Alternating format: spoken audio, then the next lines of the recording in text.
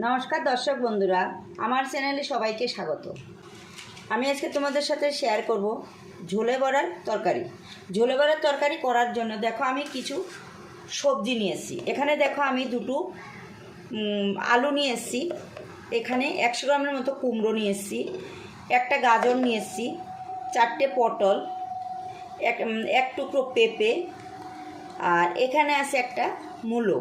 আর এখানে দেখো 100 গ্রামের মতো বটবটি আছে, 5-6টা কাঁচা লঙ্কা আছে, একটা মিষ্টি আলু আছে, আর এখানে ডাটা আছে।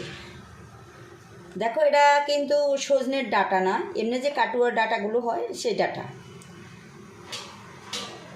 আর এখানে দেখো আমি 100 গ্রামের মতো মটর ডাল 2 ঘন্টার মতো ভিজিয়ে রাখছি, 1 ইঞ্চি আদা, আর 4টে কাঁচা লঙ্কা। তো এটাকে এবার রেখে আমি এখানে একটা ফ্রাই প্যান বসিয়ে দিয়েছি। এখানে আমি গ্যাসটাকে জ্বেলে দিচ্ছি। এখানে দেবো আমি 1 লিটারের মতো জল। দেখো 1 লিটারের মতো এখানে আমি জল দিয়ে দিলাম। এদিকে জলটা দেখো আমি ঢাকা দিয়ে দিয়েছি, জলটা ফোটা পর্যন্ত অপেক্ষা করতে হবে। ডালটাকে এদিকে আমি মিক্সিতে বেটে নিচ্ছি। এদিকে দেখো জলটা একদম ফুটে গেছে।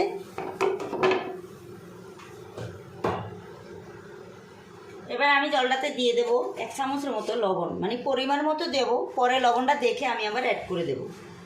আমি দিয়ে দিলাম লবণ, এখানে দিলাম 1 চামচের মতো হলুদ, এখানে দিলাম আমি অল্প গুঁড়ো লঙ্কা, যেহেতু আমি কাঁচা লঙ্কা দেবো আর যেহেতু নিরামিষ তরকারি এই কারণে এখানে দিয়ে দেবো আমি অল্প শুকনো লঙ্কার গুঁড়ো। এখানে দিলাম আমি একটু ধনে জিরে গুঁড়ো একসাথে করা, এই 1-1.5 চামচের মতো। দেখো ঝোলটা একদম ফুটে গেছে। এবার আমি এখানে সবজিগুলো সব দিয়ে দিচ্ছি। এখানে সব সবজিগুলো আমি এখানে দিয়ে দিচ্ছি। দেখো এই ঝোলে বড়ার তরকারি যে কোনো লোক করতে পারবে তোমরা। আর তোমাদেরকে দেখানো নেই, এখানে দিয়ে দিচ্ছি আমি একটা বড় টমেটোটা আমি দেখো 5 টুকরো করে দিলাম। আর এখানে আমি সব সবজিগুলো এখানে দিয়ে দিলাম। এই সবজিগুলো আমি এখানে দিয়ে দিচ্ছি।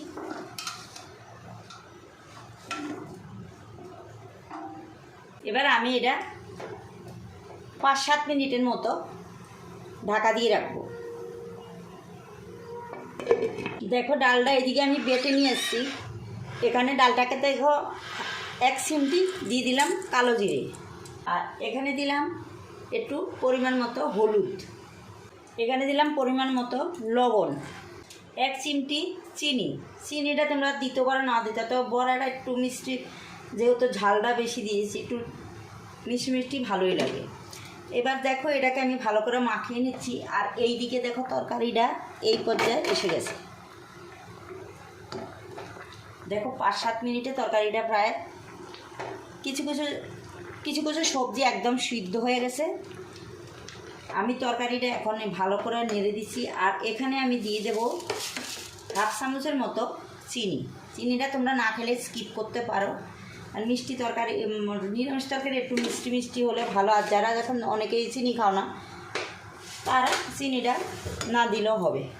এবার আমি এইদিকে ডালটাকে মাখিয়ে নিচ্ছি। এবার দেখো ডালটাকে আমি মাখিয়ে নিয়েছি, এইদিকে গ্যাসটা একদম বাড়িয়ে দিয়েছি। এবার এখানে আমি বড়াগুলোকে ছোট ছোট করে এইভাবে তোমরা ঝোলে দিয়ে দেবে। দেখো একদম ছোট ছোট করে দেবে, একদম ডিস্টেন্সে দেবে, কাছাকাছি দেবে না। এইভাবে বড়াগুলো এখানে আমি দিয়ে দিচ্ছি। দেখো খুব ছোট ছোট করে একদম দূরে দূরে দিয়ে দিচ্ছি। এইভাবে বড়াগুলোকে তোমরা এখানে দিয়ে দেবে। আমি এইভাবে প্রত্যেকটা বড়া আমি এইভাবে দিয়ে দিচ্ছি। যেহেতু দেখো আমরা আধুনিক রান্না, ভাজা বড়া ভেজে ভালো করে ঝোলে দেই। আগেরকার দিনে কিন্তু সবাই সাবেকি রান্নাই করতো, ঠাকুরের ভোগ রান্না, এই রান্না ওরা এইভাবে বড়াটা কিন্তু বড়ার তরকারি করতো। বড়া দিয়ে কিন্তু তোমরা একদম নাড়তে যাবে না, একদমই নাড়বে না, ওইভাবেই রেখে দেবে ঢাকা দিয়ে। আস্তে আস্তে করে হবে, প্রয়োজন বোধে গ্যাসটা একটু কমিয়ে দেবে, না ঝোলটা টেনে যাবে, বড়াটা সিদ্ধ হবে না।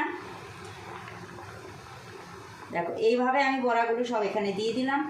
এবার একদমই নাড়বো না আমি, এই পর্যায়েটা এইভাবে ঢাকা দিয়ে দিলাম। ঢাকা দিয়ে গ্যাসটা একটু কমিয়ে দিলাম। 7 থেকে 8 মিনিট পর আমি একবার ঢাকা খুলে দেখব। দেখো আমি ঢাকাটা উল্টিয়ে এইভাবে আমি একটু নাড়া দিয়ে দিছি। দেখো বড়াগুলো কিন্তু সব জমে গেছে, শক্ত শক্ত হয়ে গেছে। এই দেখো প্রত্যেকটা বড়া কোনোটাই গলেনি, সব এরকম শক্ত শক্ত হয়ে গেছে। দেখো প্রত্যেকটা বড়া দেখো একদম ভাজলে যেরকম গোটা গোটা থাকে এরকম গোটা গোটা রয়েছে। এবার সবজিটা পুরো সিদ্ধ হয়ে গেছে। এবার দেখো এটাকে আমি এই অবস্থায় এদিকে নামিয়ে দিচ্ছি। নামিয়ে দিয়ে এটাকে এবার আমি ফোড়ন দেবো। দেখো ফোড়নের জন্য আমি এখানে একটা কড়াই বসিয়ে দিয়েছি। এখানে দিয়ে দেবো আমি বড় চামচের 2 চামচের মতো তেল। আমি সাদা তেল, সরষের তেল দিয়ে করছি। তোমাদের সাদা তেল হোক সরষের তেল হোক, তেলে কোনো ইয়ে নেই, যার কাছে যেটা আছে সেটা দিয়ে করতে পারো। আর এটাতে তেল বেশি দিতে হবে না, অল্প তেল দিলেও হবে। আমি যা দিচ্ছি তার চেয়ে কম দিলেও টেস্ট কোনো দিকেই খারাপ হবে না। কখনো তেলে তরকারির টেস্ট আনে না। 3টে শুকনো লঙ্কা হাফ ভাঙা করে নিয়ে এসেছি। 2টো বড় তেজপাতা মাঝখান থেকে ছিঁড়ে দিয়েছি অর্ধেক করে। আমি যা সবজি দিয়েছি এর মধ্যে তোমরা আরও অন্যান্য সবজিও ইউজ করতে পারো। যদি কোনো শাক জাতীয় কিছু দাও তাহলে আরোই টেস্ট হয়। আমার কাছে যে কোনো শাকের কোনো কিছু ছিল না, তাই আমি দিইনি। এখানে দিয়ে দেবো আমি হাফ চামচের মতো সাদা জিরে। এখানে দিয়ে দিলাম আমি হাফ চামচের মতো কালো জিরে। এখানে দিয়ে দেবো আমি হাফ চামচের মতো আদা বাটা। দেখো ফোড়নটা থেকে কি সুন্দর গন্ধ বেরিয়েছি। এবার আমি এখানে দেখো তরকারিটাকে ঢেলে দিচ্ছি। দেখো এটা করতে বেশি টাইমও লাগে না, যে কোনো কেউ এই জিনিসটা করতে পারো। তোমাদের মনে করো যে তেল মশলা ছাড়া একটু তরকারি করলে ভালো হতো, বা এই দিয়ে তোমরা এইভাবে যে কোনো কেউ করে নিতে পারো। খুবই টেস্টি হয়, তোমরা না করলে বুঝতে পারবে না। দেখো কত সুন্দর হয়েছে। আর বড়াগুলো দেখো পুরো গোটা গোটা সব বড়া রয়ে গেছে, একটা বড়াও ভাঙেনি।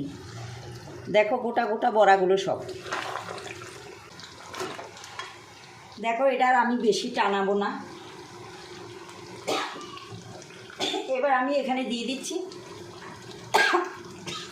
4টে ছেঁড়া কাঁচা লঙ্কা আর কিছু ধনেপাতা।